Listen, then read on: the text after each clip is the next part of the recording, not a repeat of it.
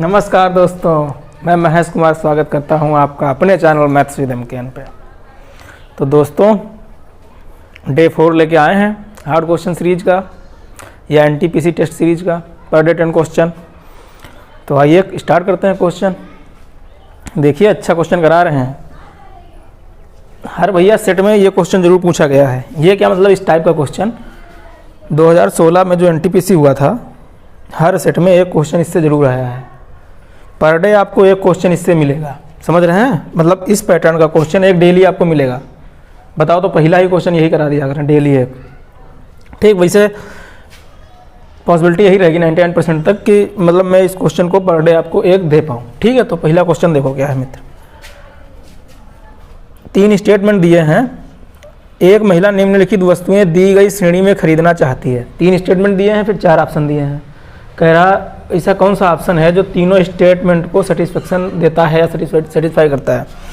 तो पहला मित्र है, टमाटर ₹40 और ₹45 किलोग्राम के बीच हैं। पहला स्टेटमेंट मित्र है कि जो टमाटर का भाव है, किसका भाव मित्र? टमाटर का भाव है वो है भैया 40 और 45 के बीच, 40 और 45 रुपये के बीच है। बात समझते रहना ध्यान से, क्वेश्चन यूँ खत्म हो जाएगा यूँ। आज पहला दिन इस क्वेश्चन का है, इसलिए टाइप थोड़ा हल्का लिए। बहुत ज़बरदस्त भैया क्वेश्चन इस पे आए हैं। पर से न हो, डेली आपको इससे एक क्वेश्चन कराया जाएगा। दूसरा स्टेटमेंट, अंगूर ₹80 और ₹90 प्रति किलो की कीमत श्रेणी में है।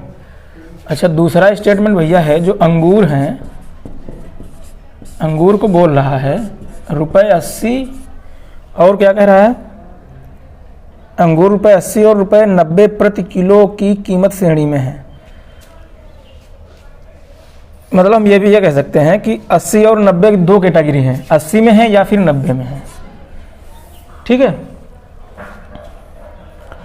प्रति किलो की कीमत श्रेणी में है। तीसरा भैया कह रहा दूध के पैकेट प्रति लीटर ₹23 में है। तीसरा स्टेटमेंट ये है कि जो दूध का पैकेट है मित्र, वो 1 किलो का जो है 23 का है भैया, ₹23 प्रति केजी दूध का पैकेट है, वो 23 रुपये का 1 किलो का है।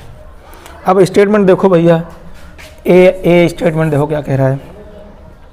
दुकान एस प्रति आधा किलो टमाटर ₹25.5 में, प्रति किलो अंगूर ₹24 में और प्रति लीटर दूध ₹82 में बेचता है। देखो ₹82 में बेचता है दूध, तो औरत को चाहिए कि इन ये जो 3 चीज़ें हैं, इनके बीच के ही उनको मिलने चाहिए, तभी वो भैया औरत खरीदेगी चीज़। तो पहली बात तो स्टार्टिंग से ये गलत बोल रहा है, औरत के अकॉर्डिंग नहीं है। टमाटर जो है 22.5, आधा किलो 22.5 रुपये के हैं, तो भैया 45 रुपये, 22 दूना 44 है, 45 रुपये के 1 किलो होंगे। ये बात तो सही है कि 40-45 बीच टमाटर वो ले सकती है, एक चीज़ तो उसको मिल गई। दूसरी बात देखो क्या कह रहा है, प्रति किलोग्राम अंगूर ₹24 में, अंगूर भैया 24 रुपये में, लेकिन उसको चाहिए कितने, 80 और 90 के बीच में हो तभी वो लेगी। यहाँ से भी बात गलत हो गई। बात बची है भैया किस पे, दूध पे आके। तो अगर अंगूर से मान लो हम लोग ना बन पा रहे हैं, दूध से देखो क्या कर रहा है, दूध ₹82 में बेचता है, तो भैया उसको दूध चाहिए 23 रुपये या इससे कम ना। दूध पैकेट प्रति लीटर ₹23 में है, मतलब उसको 23 रुपये लीटर के हिसाब से दूध चाहिए, लेकिन ये बेच तो है 82 में, तो कहाँ से ले पाएगी? ऑप्शन ए गलत। ऑप्शन बी देखो क्या कह रहा है मित्र, समझते रहना, बहुत समझ में आएगा, परेशान ना होना बिल्कुल। दुकान एच, जो एच है, अंगूर ₹21 प्रति चौथाई किलो में। अच्छा, मतलब पाव भर दे रही है 21 रुपये के, तो भैया 1 किलो कितने की हुई, तो 84 रुपये के हुए अंगूर। तो अंगूर ले सकता है, हाँ अंगूर ले सकता है, क्योंकि 80 और 90 के बीच वो ले लेगी। दूध ₹12.5 आधा लीटर, 12.5 का आधा लीटर, तो 1 किलो कितने का, 25 का, तो भैया दूध नहीं ले पाएगी 23 का, यानी कि बी भी गलत। दूध नहीं ले पाएगी क्योंकि 23 रुपये लीटर उसको चाहिए दूध, 23 वाला होगा तो वो लेगी, नहीं तो नहीं लेगी। अब दूध बन गया भैया कितने का, दूध बन गया भैया 25 रुपये लीटर का, तो कैसे ले पाएगी, नहीं ले पाएगी। तो बी भी खत्म हो गया। सी देखो क्या कह रहा है, समझ आ रहा है कि नहीं मित्र? आएगा समझ। देखो सी क्या कह रहा है, दुकान, यहीं से समझो, यहीं समझ में आ जाएगा। दुकान ओ दूध ₹11.5 प्रति आधा लीटर, यानी कि अगर आधा लीटर 11.5 रुपये का है, सी ऑप्शन में देखो 11.5 रुपये आधा लीटर का है, तो 1 लीटर भैया 23 रुपये का दूध ले सकती है वो, यहाँ से ये बात सही है। टमाटर ₹21 प्रति आधा किलो, 21 का आधा किलो तो भैया 42 का 1 किलो, 42 टमाटर भी ले सकती है भैया। और अंगूर 43 प्रति आधा किलो बेचती है। अंगूर 43 किलो आधा किलो भैया है, तो 1 किलो कितने का होगा? 86 रुपये का होगा। अंगूर भी भैया ले सकती है, 80 और 90 के बीच वो ले सकती है। तो भैया सी ऑप्शन यहाँ से हो गया राइट। राम कथा समझ आई?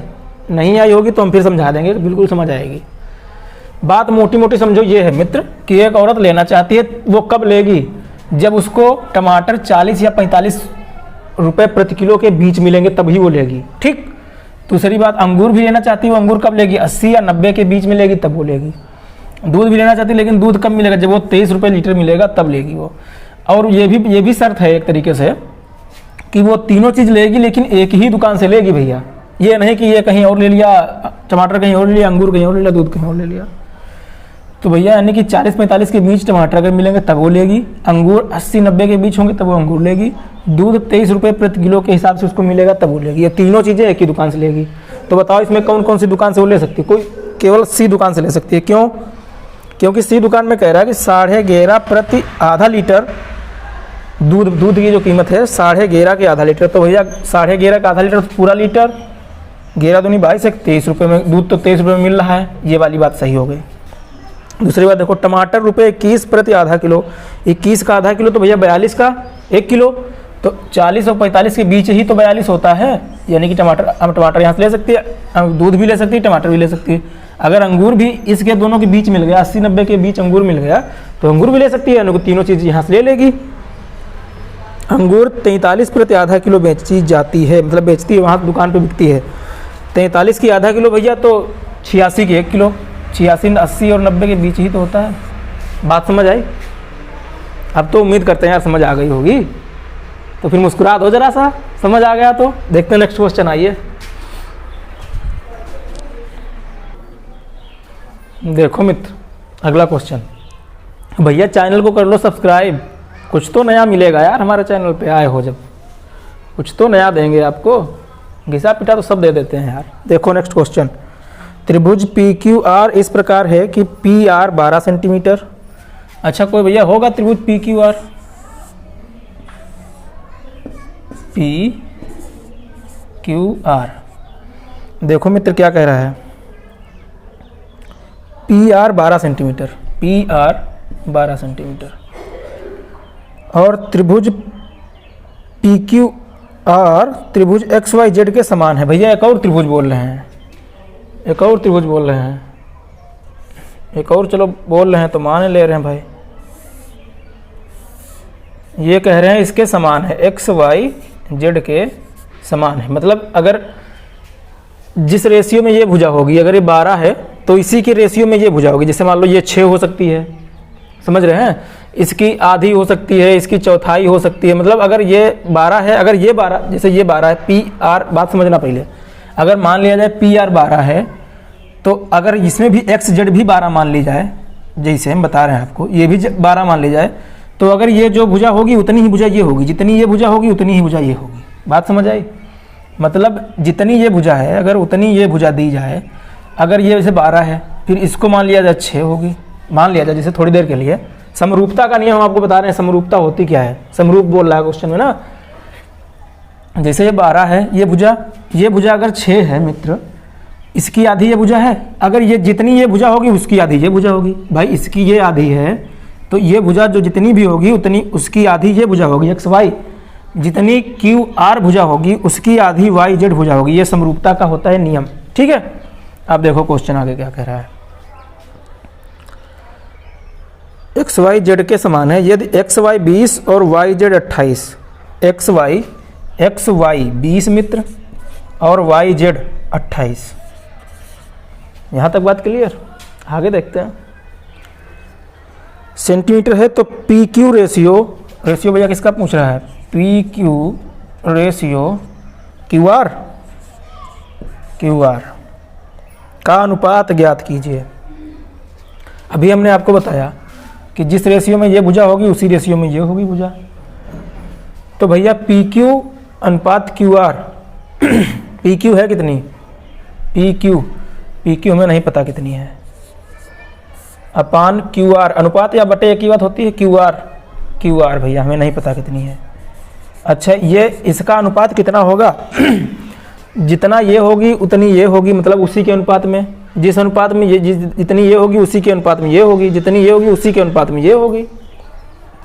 तो PQ के अनुपात के इक्वल में हम XY रख सकते हैं? अरे बिल्कुल रख सकते हैं, बताएंगे अभी क्यों रखे हैं। QR यानी कि ये जो भुजा है इसके समान होगी, ये बात क्लियर है, पहले आपको बता चुके हैं। और भैया ये वाली जो भुजा है ये वाली इसके समान होगी, ये भी आपको बता चुके थे। तो बताओ QR के समान ही, अनुपात में समान ही तो YZ का अनुपात होगा कितना है? 28। 4 से काट लेते हैं मित्र, 4 पंचे 20, 4 सते 28। तो PQ अनुपात QR ये मित्र आ गया 5:7। बस यही हमारे क्वेश्चन और आपके क्वेश्चन में पूछा गया था। बात समझ आई? समझा दें एक बार और। ऑप्शन देखो मित्र कौन सा है? Option A 5:7। ठीक है, समझा दे रहे हैं एक बार, इसको कोई समझाने वाली बात है नहीं। देखो अनुपात और समानुपात का जो नियम होता है वो यही होता है मित्र। यह समरूपता का नियम कह सकते हैं या अनुपात समानुपात का नियम कह सकते हैं। तो समरूपता का नियम क्या होता है मित्र कि जितने, जैसे ये भुजा दी है, अगर उसी के अनुपात में ये भुजा दी हुई होगी तो जितनी ये भुजा होगी, अभी आपको हमने बताया था यही कि अगर ये 12 है ये होगी 6, जैसे मान लिया जाए कि ये भुजा 6 है तो ये 20 थी, ये 28 इन्होंने दी है। ये वाली अगर भुजा 6 है, थोड़ी देर के लिए मान लिया जाए कि ये भुजा 6 हमने मान लिया, तो 6 की 2 गुनी ये 12 है, तो 20 की 2 गुनी ये वाली 40 होगी, 28 की 2 गुनी ये वाली 8 दूनी 16 56 होगी। बात समझ आई?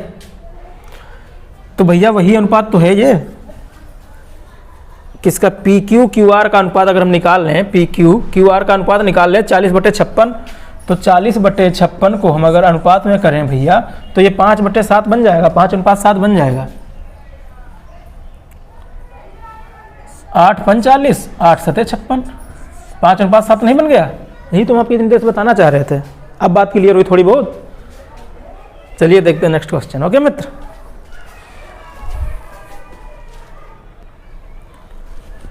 देखो दोस्त अगला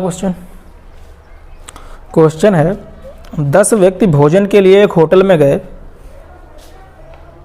उनमें से 9 15 रुपये प्रत्येक ने खर्च किए। 10 व्यक्तियों में से 9 व्यक्तियों ने 15-15 रुपये ख़त्म किए हैं।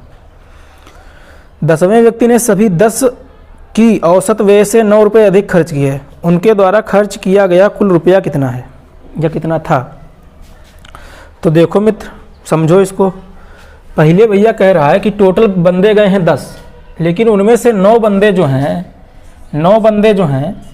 15-15 रुपये ख़त्म करते हैं। तो भैया टोटल कितने रुपए ख़त्म करेंगे? 15 × 135 रुपये तो ख़त्म करेंगे। बात समझ नहीं आई क्या भाई? टोटल 10 बंदे गए हैं लेकिन 9 बंदों ने 15-15 रुपये ख़त्म किए, तो टोटल रुपये ख़त्म करेंगे 135 रुपये। फिर कह रहा है कि 10वें बंदे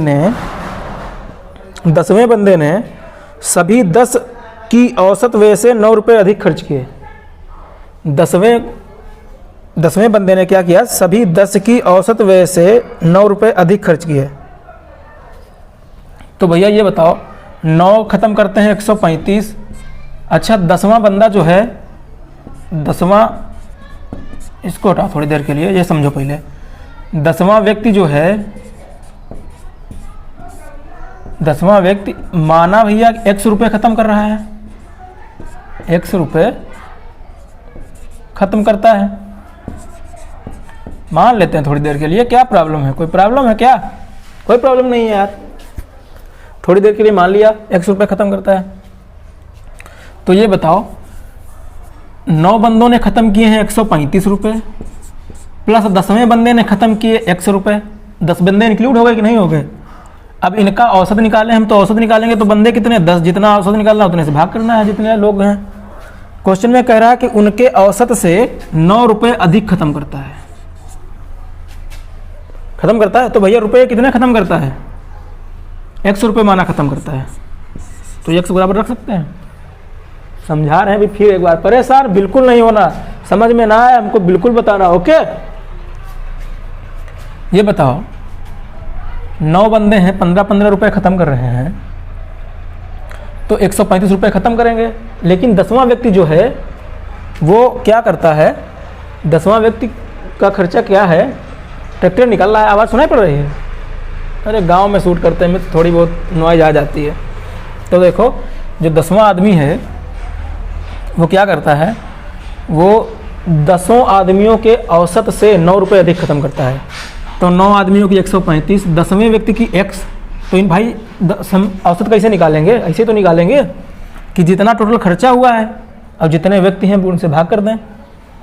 तो भैया खर्चा कितना हुआ, 9 रुपये में कितने ख़त्म किए, 9 लोगों ने 135 ख़त्म किए, 10वें ने x ख़त्म किए, इनका औसत निकल आएगा, हो जाएगा 10, भाग 10 से करेंगे।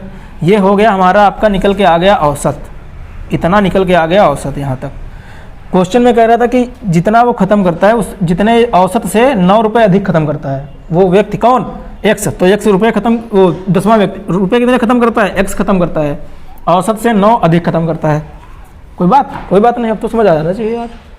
यहाँ से हम x की वैल्यू निकाल लें, क्वेश्चन हो जाएगा सॉल्व। ये बटे में 10 है, इधर भी 10 की गुणा कर दें, इधर भी 10 की गुणा कर दें, यानी कि 10x बराबर 135 प्लस x बराबर 90, ना मित्र प्लस 90 प्लस है ये। बताओ यहाँ तक कोई प्रॉब्लम? अरे कुछ नहीं यार, इसको सॉल्व किए हैं बस, इधर गुणा कर दिए, इसकी इधर गुणा कर दिए, बराबर हो गया।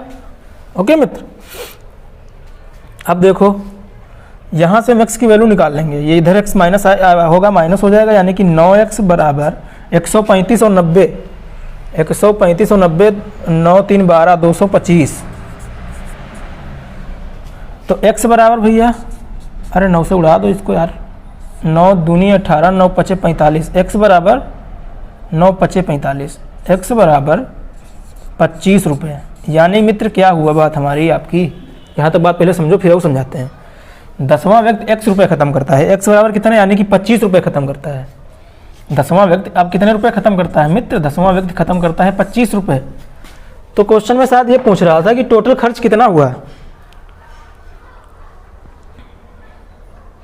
उनके द्वारा खर्च किया गया कुल रुपया कितना था। तो 9 बंदे ने तो 135 ख़त्म किया और प्लस 10वें बंदे ने 125 और ख़त्म कर दिया। तो 9 बंदों ने भैया 135 ख़त्म किया था, प्लस 10वें बंदे ने 25 ख़त्म कर दिया, टोटल कितना ख़त्म हो गया, 160 रुपया नहीं ख़त्म हो गया। यही हमारा आपका आंसर है मित्र। और देखते हैं नेक्स्ट क्वेश्चन यार।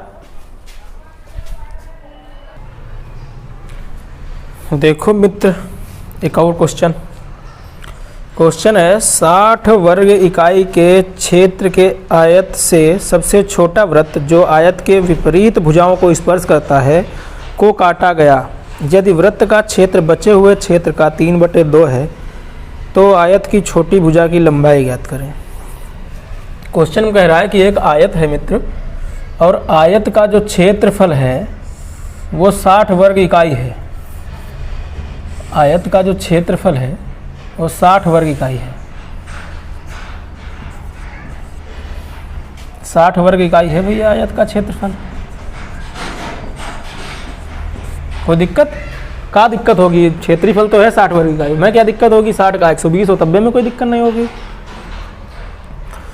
फिर कह रहा जो आयत की विपरीत भुजाओं को स्पर्श करता है, मतलब सबसे छोटा वृत्त का, सबसे छोटा वृत्त, तो भैया छोटा वृत्त कौन हो सकता है, विपरीत भुजाओं को स्पर्श करता है। तो यार मित्र यही हो सकता है छोटा वृत्त, विपरीत भुजाओं को स्पर्श भी कर रहा है। ये विपरीत एक दूसरे भुजाएं हैं, अगर विपरीत भुजाएं ये वाली मान ली जाए, इसको स्पर्श करा जाए तो वृत्त बहुत बड़ा बन जाएगा मित्र, बहुत बड़ा बन जाएगा, नहीं बन जाएगा इसी से। फिर कह रहा है यदि वृत्त का क्षेत्र बचे हुए क्षेत्र का 3/2 है। अच्छा, मतलब वृत्त का जो क्षेत्रफल होगा, वृत्त का जो क्षेत्रफल होगा वो 3 होगा, और जो बचा भाग है, बचा भाग मतलब अरे ये सब यार, ये बचा वाला भाग, ये इतना बचा भाग प्लस इधर इतना बचा भाग, समझ रहे हैं। इसका जो क्षेत्रफल होगा वो होगा 2, क्योंकि इसका ही तो 2/3 3/2 कह रहा है। अरे हम 2 का 3/2 निकालेंगे तो बचेगा तो 3 ही, तो 3 वृत्त का हो गया, बचा वाला हो गया आयत का। टोटल क्षेत्रफल कितना हो गया? टोटल क्षेत्रफल हमारा हो गया 5। तो वृत्त का हम क्षेत्रफल नहीं निकाल पाएंगे, कितना? 5 = 60 दिया है भाई। टोटल क्षेत्रफल कितना है? 5 है, और वर्ग इकाई में क्षेत्रफल कितना है? 60 है। तो 5 = 60, तो 3 = 12, 12 तो यहाँ 36, तो 3 = 36 मित्र। 5 = 60, तो 1 = 12 के, तो 3 = 36 के। ओके मित्र, तो भैया वृत्त का क्षेत्रफल हो गया, तो 3 = 36 हो गया। 36 है क्या? 36 है भैया इस वृत्त का क्षेत्रफल। अगर हम यहाँ से वृत्त के क्षेत्रफल से त्रिज्या निकाल लें तो 2 त्रिज्याएं के बराबर ही तो ये भुजा है मित्र, या हम कह सकते हैं कि व्यास के बराबर ही तो ये भुजा है। तो भैया हम यहाँ से r की वैल्यू निकाल ले, उसको हम 2r कर देंगे, हमको भुजा की वैल्यू पता हो जाएगी, भुजा का मान पता हो जाएगा। तो क्षेत्रफल है 36, किसका क्षेत्रफल है? वृत्त का क्षेत्रफल। वृत्त का क्षेत्रफल का फार्मूला क्या होता है? πr²। अब भैया यहाँ से हम r की वैल्यू अगर निकालें तो हम इसको r² बराबर क्या लिख सकते हैं? 36/π लिख सकते हैं, या r बराबर हम इसके ऊपर पूरे के ऊपर अंडर रूट करेंगे तो 36 के ऊपर अंडर रूट हटेगा तो हो जाएगा 6, और पाई से अंडर रूट हटेगा नहीं तो अंडर रूट पाई। 6/√π ये हो गया क्या? ये r की वैल्यू हो गई। तो हमको चाहिए क्या? हमको चाहिए वैल्यू 2r की। तो 2r बराबर 2 से इसमें गुणा कर देंगे, 12/√π। अरे इधर ना मित्र दिख रहा हो तो इधर देख लो। 2r बराबर 2 से गुणा करेंगे तो 12/√π। बताओ, और 2r हमारा हो क्या गया? व्यास हो गया। व्यास ही के बराबर तो भुजा होगी है, तो इसका मान कितना आ गया? इसका मान आ गया 12/√π। बात समझ आई? हमारा आपका ऑप्शन सी। ठीक है मित्र, देखते हैं फिर नेक्स्ट क्वेश्चन।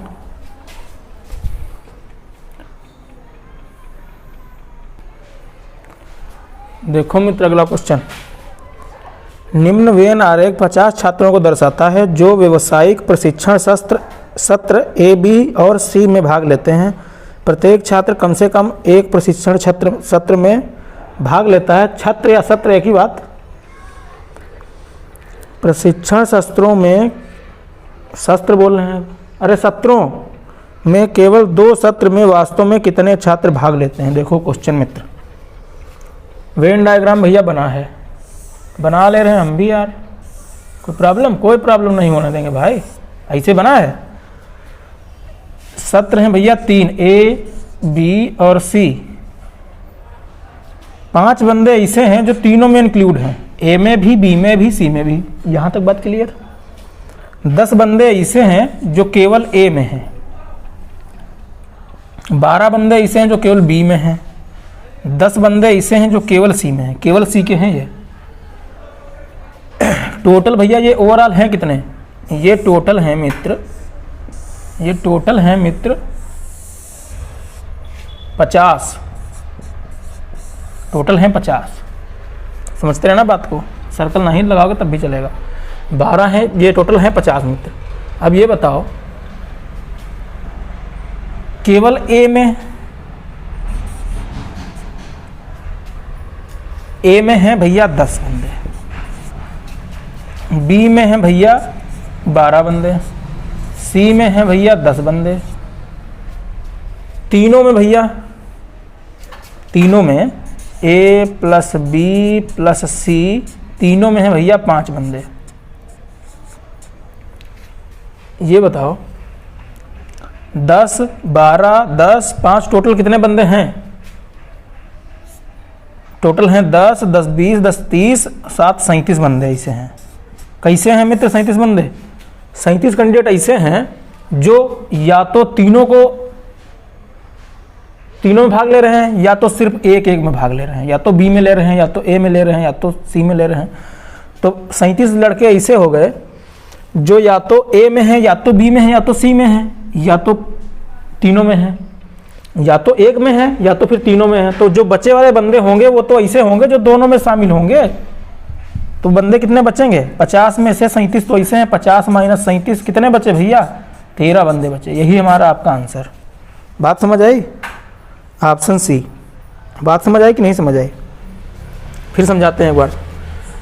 10 बंदे ऐसे हैं जो केवल ए में हैं, 12 बंदे ऐसे हैं जो केवल बी में हैं, 10 बंदे ऐसे हैं जो केवल सी में हैं, 5 बंदे ऐसे हैं जो तीनों में हैं शामिल। तीनों में हैं कि नहीं है भाई, ए में भी शामिल हैं, बी में भी शामिल हैं और सी में भी शामिल हैं। तो ऐसे कुछ बंदे होंगे, मान लो कुछ बंदे यहाँ पे होंगे जो ए और बी में होंगे, कुछ बंदे यहाँ पे होंगे जो ए और सी में होंगे, कुछ बंदे यहाँ पे होंगे जो बी और सी में होंगे। ये बी और सी का सर्कल कट रहा है, तो हम ये घटा दें उससे और प्लस ये घटा दें, प्लस ये घटा दें, प्लस ये घटा दें, तो केवल यही तो बचेंगे। तो हमने वही तो किया।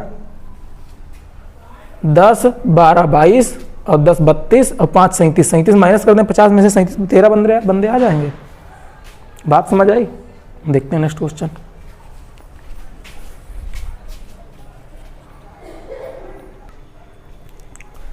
देखो मित्र, अगला क्वेश्चन। यात्रा शुरू करते समय आरंभ की गाड़ी की ईंधन टंकी में 18 सहित 2/7 लीटर पेट्रोल था। यात्रा की समाप्ति पर ईंधन टंकी में केवल 6 सहित 6/7 लीटर पेट्रोल बचा। यात्रा के दौरान आरंभ में मौजूद पेट्रोल के कितने हिस्से का उपभोग किया गया, ये बताओ भैया। यात्रा शुरू करते समय आरंभ की टंकी में, ईंधन टंकी में कितना था भैया, आरंभ में था, हम कह सकते हैं आरंभ में था भैया 18 सहित 2/7। 18 सहित 2/7 को हम क्या लिख सकते हैं, 18 सत्ते 126 और 2 28, 128/7 कह सकते हैं। इतना पेट्रोल होगा भैया। फिर गया समाप्त पर ईंधन टंकी में केवल, अब भैया समाप्त पे कितना बचा बताओ।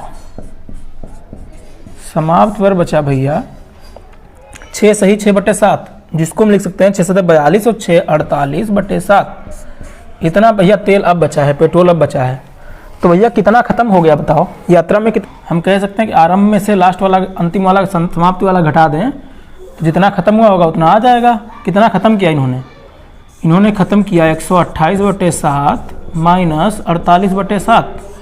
अब ये जो आएगा ये खत्म वाला आएगा कि नहीं, जितना इन्होंने खत्म किया। तो इन्होंने खत्म कितना किया, 128 में से 48 गया, बचा 80 और बटे 7, हर बराबर है तो ऐसे घट जाएगा। 80/7 इन्होंने खत्म किया। क्वेश्चन में पूछ रहा है यात्रा के दौरान आरंभ में मौजूद पेट्रोल के कितने हिस्से का उपभोग किया। उपभोग किया इन्होंने 80/7 भाग का।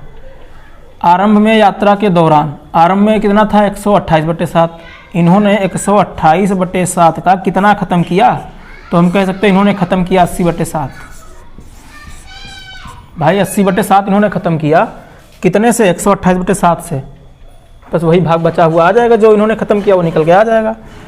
तो 7 से 7 कट जाएगा।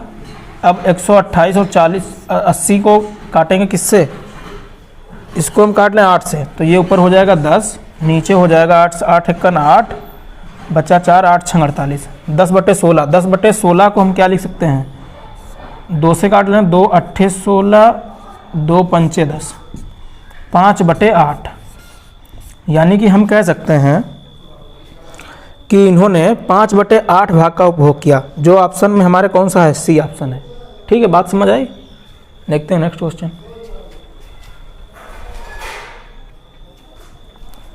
देखो मित्र, अगला क्वेश्चन। यदि √x माइनस √y बराबर 1 और √x प्लस √y बराबर 17 तो √xy बराबर question mark. √x minus √y बराबर है भैया 1 और √x प्लस √y बराबर है भैया 17। इसको हम 2 तरीके से कर सकते हैं। कैसे, पहला तो अगर हम इन दोनों को जोड़ दें तो यहाँ से x या जोड़ दें अगर, तो अगर इसको हम यहाँ से जोड़ दें तो माइनस वाई और प्लस वाई तो कट जाएगा। 2 √x बराबर बचेगा 18। x √x की वैल्यू आ जाएगी 9, √x की वैल्यू आ गई 9। देखो करके दिखाते हैं। जोड़ेंगे तो minus √y plus √y cut जाएगा। 2 √x बराबर आ गया भैया कितना, 18। तो √x बराबर आ जाएगा 9, 2 इधर भाग में आएगा। √x बराबर 9, तो यहाँ पे कितना रखें, एक आ जाएगा, यानी कि y, तो √y बराबर हो जाएगा 8। भाई किसी एक में वैल्यू रख दें तो रूट वाई की वैल्यू निकल आएगी। 9 में से 8 जाएगा तभी तो एक बचेगा, 9 8 तभी तो 17 होगा। फिर उसके बाद में हम इसको क्या कर सकते हैं, हमको पूछा गया है, क्या पूछा गया है, अंडर रूट एक्स वाई की वैल्यू पूछी गई है। मतलब अंडर रूट के अंदर एक्स वाई की वैल्यू पूछी गई है, यानी कि हम एक्स की वैल्यू अगर निकालें तो एक्स की वैल्यू निकालने के लिए हम क्या करें, रूट का स्क्वायर कर दें तो ये एक्स बन जाएगा। अगर हम इसका स्क्वायर कर दें, इसका भी स्क्वायर कर दें तो इनका का स्क्वायर हो जाएगा कि नहीं। स्क्वायर करने पे ये वैल्यू क्या आएगी मित्र, ये वैल्यू आएगी एक्स बराबर, अंडर रूट हट जाएगा स्क्वायर से, एक्स बराबर आएगा 9 का स्क्वायर, वाई बराबर, यहाँ से देखो वाई बराबर अंडर रूट से हट जाएगा स्क्वायर से अंडर रूट, वाई बराबर आ जाएगा भैया 8 क्या स्क्वायर। अब हमको वैल्यू पूछी गई है अंडर रूट एक्स वाई की, तो अंडर रूट एक्स वाई के अंदर हम लिख सकते हैं एक्स की वैल्यू कितनी है 9 का स्क्वायर, गुणे में वाई की वैल्यू कितनी है 8 का स्क्वायर। तो इसको हम 9 गुणे 8 लिख सकते हैं, मेरा बिल्कुल लिख सकते हैं भाई, बराबर हो जाएगा 72। एक्स और वाई की वैल्यू कितनी 72 हो जाएगी, ऑप्शन डी। ठीक, ऑप्शन सी दिया है अंडर रूट 72, अंडर रूट 72 नहीं, ओनली 72। ये हम रूट का सिंबल हटाएंगे तो ये दोनों का स्क्वायर लेके चला जाएगा, ये स्क्वायर है मित्र, यहाँ पे ऐसे ऊपर लिखे दे रहे हैं, तो स्क्वायर लेके चला जाएगा, अंडर रूट बचेगा हमारा 9 गुणे 8 बराबर 72। बात समझ आई। देखते हैं अगला क्वेश्चन।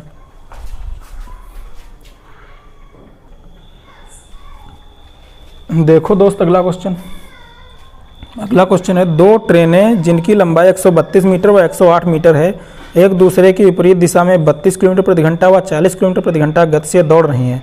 जिस क्षण वे परस्पर मिलती हैं उस क्षण से वे एक दूसरे को पार कर लेंगी। एक दूसरे को पार करने की बात कर रहे हैं भैया, तो चालें कितनी है, अपोजिट साइड में चल रही हैं कि नहीं बताओ। पहले एक दूसरे की विपरीत दिशा में चल रही हैं तो चालें जाएंगी जुड़, पहले की 32, पहले एक ट्रेन की भैया, पहली ट्रेन की और दूसरे ट्रेन की, पहले ट्रेन की है भैया चाल 32 और दूसरे ट्रेन की चाल है भैया कितनी 40 किलोमीटर प्रति घंटा, किलोमीटर प्रति घंटा। ये तो हो गई इनकी चाल, ये हो गई भैया इनकी चाल। फिर इनकी लंबाई, इनकी लंबाई भैया पहले की है 132 मीटर है भैया, ये एम लिख दें। दूसरे की है मित्र 108 मीटर। अब भैया कह रहा है कि जिस क्षण वे परस्पर मिलती हैं उस क्षण से वे एक दूसरे को पार कर लेंगी। क्वेश्चन में है नहीं, लेकिन हम फिर भी आपको बता दे रहे हैं कुछ बात बताने के लिए, इसलिए क्वेश्चन बता रहे हैं। बताएंगे भी क्या बात बता रहे हैं आपको। तो ये बताओ, अपोजिट साइड में चल रही हैं तो इनकी दूरियां भी जुड़ जाएंगी, यानी कि इनकी लंबाई भी जुड़ जाएगी और इनकी चालें भी जुड़ जाएंगी। ये जुड़ के भैया कितनी होगी 72 होगी, 32 और 40। ये जुड़ के भैया होगी 140। ये हो गई क्या 140। कवर क्या करेंगे, अपनी लंबाई है तो कवर करेंगे। ये हो गई हमारी आपकी दूरी, ये हो गई हमारी आपकी चाल। फार्मूला क्या हो, चाल बराबर दूरी बटे समय। अब ये बताओ चाल कितनी है, चाल है मित्र 72 बराबर दूरी कितनी है, दूरी है 240। समय भैया समय मान लें x। अब ये बताओ 72 किलोमीटर प्रति घंटा, इसको मीटर प्रति सेकंड बनाने के लिए क्या करेंगे हम, करेंगे हम 5/18 से गुणा। 18 से इसको काट लें, 4 बार में कट जाएगा, 4 पंचे ये हो जाएगा 20। 20 बराबर 240, x भी इधर गुणा साथ में ले आए तो 20x कह सकते हैं, इसको लिख सकते हैं 20x बराबर 240। तो x बराबर मित्र 20 से कट जाएगा कितनी बार में, 2 बार, 24 होता है। x बराबर 12, क्या आ गया 12, ये 12 सेकेंड लगेगा। समय निकाले हैं 12 सेकेंड, ऑप्शन भैया सी। अब हम आपको एक चीज़ बताने वाले थे कि ये क्वेश्चन हमने क्यों बताया, वो आपको बता रहे हैं बोर्ड क्लीन करने के बाद हमने क्यों बताया आपको। ये हमने इसलिए बताया कि किलोमीटर प्रति घंटा को मीटर प्रति सेकंड में चेंज करने के लिए क्या करते हैं और कैसे करते हैं। या मीटर प्रति सेकंड में दिया हो तो उसको किलोमीटर में प्रति घंटा में कैसे चेंज करते हैं, पता होगा, बहुत लोगों को पता होगा, तो आप स्किप कर दीजिए। या अगर आप लोगों को बहुत ज़्यादा इसमें क्वेश्चन आ रहे हैं तो आप इसको 2x करके देख सकते हैं, 1.5x करके देख सकते हैं। अगर नहीं आ रहे हैं तो आराम से नॉर्मल देख सकते हैं 1.0 में। देखिए मित्र, अगर हम कहें कि किलोमीटर प्रति घंटा को हमको चेंज करना है इसको मीटर प्रति सेकंड में, या हम कहें कि मीटर प्रति सेकंड से हमको चेंज करना है किलोमीटर प्रति घंटा में। किलोमीटर प्रति घंटा से मीटर प्रति सेकंड में जाने के लिए 5/18 से करते हैं गुणा, और मीटर प्रति सेकंड से किलोमीटर प्रति घंटा में जाने के लिए करते हैं 18/5 से गुणा। अब इसको याद कि तो कह रहे होंगे कि हमें भी पता था, ये क्यों बता रहे हैं? इसलिए बता रहे हैं कि अगर आपको याद ना रहता हो तो याद कैसे रखेंगे। किलोमीटर होता है बड़ा, हमको जाना है किसी मीटर प्रति सेकंड छोटे में, तो छोटा वाला रहेगा ऊपर। 5 छोटा है 18 से, 5/18। मीटर प्रति सेकंड होता है छोटा, हमको जाना है बड़े में, मतलब किलोमीटर में। मीटर होता है छोटा, किलोमीटर होता है बड़ा, सेकंड होता है छोटा, घंटा होता है बड़ा, हमको जाना है बड़े में, तो बड़ा वाला रहेगा ऊपर 18/5। किलोमीटर प्रति घंटा छोटा, बड़े में जाना, किलोमीटर प्रति घंटा बड़ा, छोटे में जाना तो छोटा ऊपर। मीटर प्रति सेकंड छोटा, बड़े में जाना हमको तो बड़ा ऊपर। बात समझ आ गई? देखते हैं नेक्स्ट क्वेश्चन और लास्ट क्वेश्चन। देखो मित्र, श्री राम 14,000 रुपये एफडी में निवेश करता है। एफडी मतलब फिक्स डिपॉजिट। परिपक्वता पर उसे कुल कितनी राशि प्राप्त होगी यदि उसने यह धनराशि 6 महीने के लिए 20% वार्षिक चक्रवृद्धि ब्याज की दर पर निवेश की है और ब्याज तिमाही संयोजित होता है। 2016 में बहुत दबा के पूछा गया है, इसलिए करा रहे हैं क्वेश्चन। ठीक है, देखते हैं क्वेश्चन कैसे सॉल्व करते हैं। क्वेश्चन में कह रहा है रुपए हैं भैया 14,000 और धनराशि जमा करता है 6 माह के लिए, 20% ब्याज लेता है। ब्याज कितना लेता है? ब्याज लेता है मित्र 20%। कितने दिन के लिए जमा करता है? 6 माह के लिए जमा करता है। लेकिन मित्र कह रहा है ब्याज तिमाही संयोजित होता है। अच्छा, पहले तो ये बताओ, 6 माह के लिए जमा करेगा, ब्याज 20% वार्षिक मिल रहा है, तो 6 माह में कितना मिलेगा? तो 6 माह मिलेगा 10% की दर से। भाई 1 साल में मिल रहा है 20%, तो 6 महीने मिलेगा 10%। अब लेकिन वो बात कर रहा है कि 6 माह के लिए उसने जमा किया, लेकिन ब्याज दर वो जोड़वा रहा है तिमाही। ब्याज जुड़वा रहा है 3 माह के अकॉर्डिंग। तो ये बताओ, 6 माह में 10%, तो 3 माह में ब्याज 5%। अब दर जो मिलेगी उसको हर 3 महीने में 5% दर मिलेगी। रुपए हैं भैया उसके पास 14,000, ब्याज मिलेगा उसको 5%। और कितनी बार वो ब्याज लेगा? 2 बार ब्याज लेगा। 2 बार क्यों लेगा? एक बार 3 महीने, फिर दूसरी बार फिर 3 महीने। ब्याज पे ब्याज लगेगा, चक्रवृद्धि ब्याज है।